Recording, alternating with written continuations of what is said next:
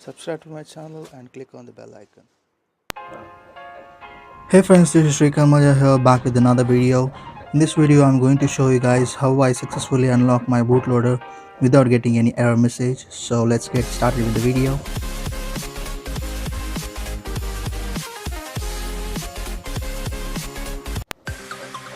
Yeah, the first thing you need to have this Mi Unlock tool. The version is 2.2.4.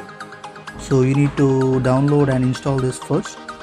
And once it's installed, you need to make sure that the phone is in fast boot mode, and you need to log into this MIUI unlock tool with your MIUI ID. And once you just log into this tool, it will give you an option to unlock your bootloader.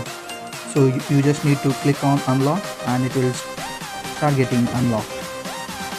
As you can see,